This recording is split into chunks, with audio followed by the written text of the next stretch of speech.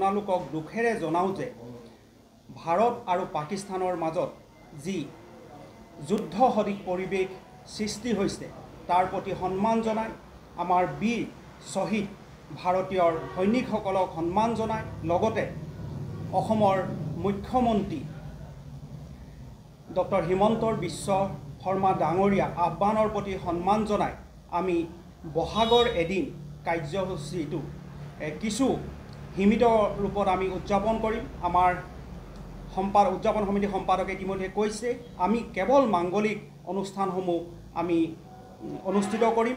আমাৰ শ্ৰদ্ধাঞ্জলি যি অনুষ্ঠান আছে সেই অনুষ্ঠান আমি অনুষ্ঠিত কৰিম। বাকী যি আমাৰ সাংস্কৃতিক অনুষ্ঠান আছিলে এই সাংস্কৃতিক অনুষ্ঠানসমূহ আমি বাতিল কৰা সিদ্ধান্ত গ্ৰহণ কৰিম। আপোনালোকে অসম জাতীয় যুৱ পৰিষদৰ তিনিচুকীয়া জিলা সমিতিৰ এই কাৰ্যালয়ত আহি উপস্থিত হৈছে।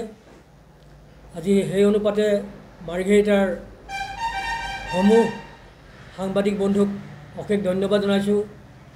আমি আজি আপোনালোকৰ আগত দুখেৰে ক'বলগীয়া হৈছে যে আমি অসম জাতীয় যুৱ পৰিষদৰ উদ্যোগত আমি সুদীৰ্ঘ 15 চনৰ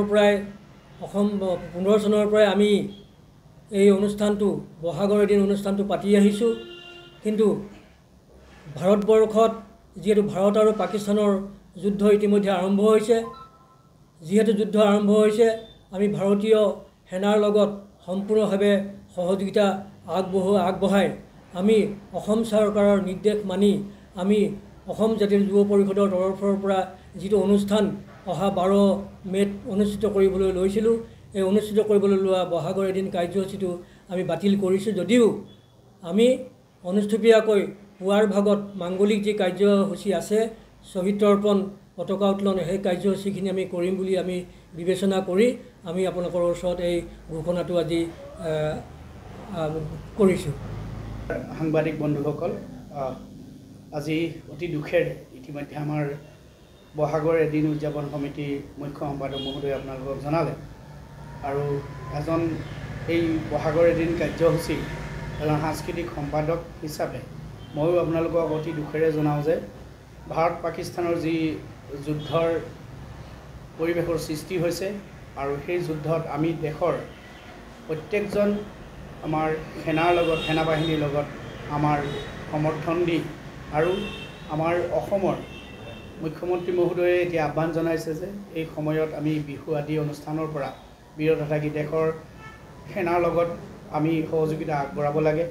সেই মৰ্মে আমাৰ এই বহাগৰ এদিন অনুষ্ঠানটো আমি বিবেচনা কৰি আমি যিহেতু শ্ৰদ্ধাঞ্জলি অনুষ্ঠানৰ এটি কাৰ্যসূচী ৰাখিছিলোঁ, সেই শ্ৰদ্ধাঞ্জলি অনুষ্ঠানৰ কাৰ্যসূচী আৰু পতাকা উত্তোলন আৰু লগতে ইতিমধ্যে দেশমাতৃৰ কাৰণে শ্বহীদ হোৱা আমাৰ সেনা জোৱানসকলৰ প্ৰতিও আমি সেই অনুষ্ঠানটোত মাংগলিক ৰূপত শ্ৰদ্ধাঞ্জলি অনুষ্ঠান কৰি এই অনুষ্ঠানটো আমি সামৰিম বুলি বিবেচনা কৰিছোঁ আৰু আপোনালোকৰ মাধ্যমেদি আমি অসম তথা মাৰ্ঘেৰিটাবাসী ৰাইজক জনাইছোঁ।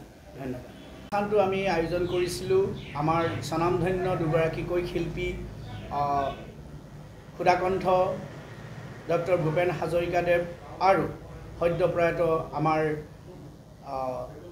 জাতীয় তথা আমাৰ গণশিল্পী ৰাজীৱ শদিয়াদেৱৰ স্মৃতিত এই অনুষ্ঠানটি বহাগৰ এদিন নামৰ অনুষ্ঠানটি অনুষ্ঠিত কৰা হৈছিল আৰু সেই মৰ্মে আমি দেশৰ প্ৰতি সন্মান জনাই সৈনিকসকলৰ প্ৰতি আমি সন্মান জনাই আমাৰ এই অনুষ্ঠানটো আমি বহাগৰ এদিন কাৰ্যসূচীৰ বিভিন্ন সাংস্কৃতিক কাৰ্যসূচীসমূহ বাতিল কৰি আমি মাংগলিক কাৰ্যসূচী আৰু শ্ৰদ্ধাঞ্জলি অনুষ্ঠানটি কৰিয়েই আমাৰ এই অনুষ্ঠান সামৰিম। ধন্যবাদ।